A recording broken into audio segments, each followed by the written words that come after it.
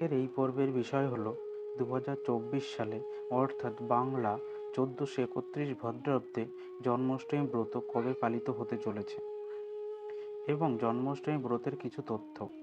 চলুন তাহলে সমস্ত কিছু জেনে নেব এই ভিডিওর মাধ্যমে। নমস্কার, আমি অচিন্ত। জন্মাষ্টমীর দিনে শ্রীকৃষ্ণ ধরাধামে আবির্ভূত হন বলে মনে করা হয়। প্রতি বছর ভাদ্র মাসের কৃষ্ণপক্ষের অষ্টমী তিথিতে পালিত হয় জন্মাষ্টমী। শাস্ত্র অনুসারে এই তিথিতে জন্মগ্রহণ করেন ভগবান শ্রী বিষ্ণুর অষ্টম অবতার শ্রীকৃষ্ণ। হিন্দু ও বৈষ্ণব ধর্মের জন্মাষ্টমী অত্যন্ত মহত্বপূর্ণ একটি উৎসব। প্রতি বছর ভক্তি সহকারে জন্মাষ্টমী গোটা বিশ্বজুড়ে পালিত হয়। এই দিনে শ্রীকৃষ্ণের ভক্তরা তার পূজার জন্য ব্রত পালন করে থাকেন। ভক্তরা সারাদিন কৃষ্ণের ভজন কীর্তন করেন। জন্মাষ্টমীর দিনে সমস্ত কৃষ্ণ মন্দিরে এই উৎসব পালিত হয়, এমনকি বাড়িতে বাড়িতেও পালন করা হয়। নাড়ুগোপালকে সুন্দর করে সাজিয়ে পূজা করে থাকেন তার সমস্ত ভক্তরা। জন্মাষ্টমীতে রোহিণী নক্ষত্র। এই বছর জন্মাষ্টমীতে অত্যন্ত শুভ যোগ পড়েছে। শ্রীকৃষ্ণের জন্মের সময় যে যোগ ছিল, এই বছর ঠিক সেই যোগেই পালিত হতে চলেছে জন্মাষ্টমী। ভাদ্র মাসের কৃষ্ণপক্ষের অষ্টমী তিথি ও রোহিণী নক্ষত্রের কৃষ্ণের জন্ম হয়েছিল। এই বছরও জন্মাষ্টমী তিথিতে থাকছে রোহিণী নক্ষত্র। জন্মাষ্টমীতে জয়ন্তী যোগ। জন্মাষ্টমী তিথিতে চাঁদ থাকবে বৃষ রাশিতে। শ্রীকৃষ্ণের জন্মের সময়ও চাঁদ বৃষ রাশিতেই ছিল। 2024 সালে জন্মাষ্টমীর পূর্ণাঙ্গ সময়সূচি। 2024 সালে কৃষ্ণ অষ্টমী তিথি শুরু হবে 26শে আগস্ট 2024, অর্থাৎ 9ই ভাদ্র 1431 সোমবার সকাল 8:36 পর থেকে, এবং অষ্টমী তিথি সমাপ্তি হবে 27 আগস্ট 2024, অর্থাৎ 10ই ভাদ্র 1431 মঙ্গলবার সকাল 6:49।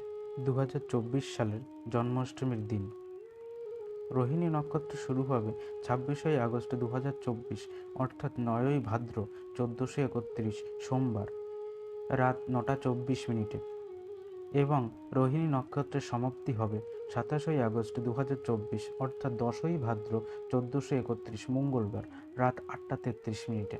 2024 সালে জন্মাষ্টমী দুদিন পালিত হতে চলেছে।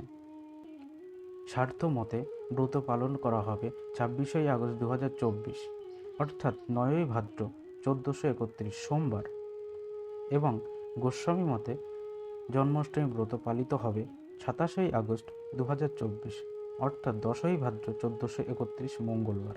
জন্মাষ্টমী ব্রতের পালন হবে স্বার্থ মতে 27 আগস্ট 2024, 10ই ভাদ্র 1431 মঙ্গলবার সকাল 6:49 পর থেকে সকাল 9:20 মধ্যে, এবং গোস্বামী মতে জন্মাষ্টমী ব্রতের পালন হবে 28 আগস্ট 2024 মঙ্গলবার, অর্থাৎ বাংলায় 11ই ভাদ্র 1431 বুধবার সকাল 5:20 পর থেকে সকাল 9:33 মধ্যে।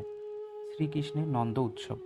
জন্মাষ্টমী ব্রত পালন করার সাথে সাথে নন্দ উৎসব একটি বিশেষ যোগসূত্র রয়েছে, অর্থাৎ যেই দিন জন্মাষ্টমী ব্রত পালন করা হয় তার ঠিক পরের দিন নন্দ উৎসব অনুষ্ঠিত হয়।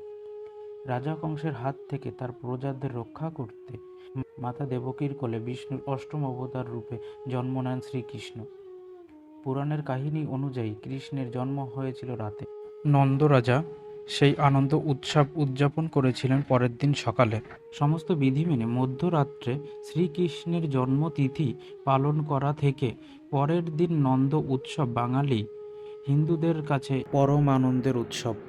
শোনা যায় বাসুদেব কৃষ্ণকে নন্দরাজের কাছে রেখে আসার পর গোকুলে কৃষ্ণের আবির্ভাব উপলক্ষে নন্দ উৎসবেই প্রথম খাওয়া হয়েছিল তালের বড়া। কৃষ্ণের অতি প্রিয় এই খাবারটি ভালোবাসেন ছোট থেকে বড় সকলেই। ভাদ্র মাসের বর্ষার সাথে সাথে এই উৎসব যেমন আনন্দ বয়ে নিয়ে আসে, তেমনি খাদ্য রসিকদের কাছে এই উৎসব কিন্তু বেশ গুরুত্বপূর্ণ।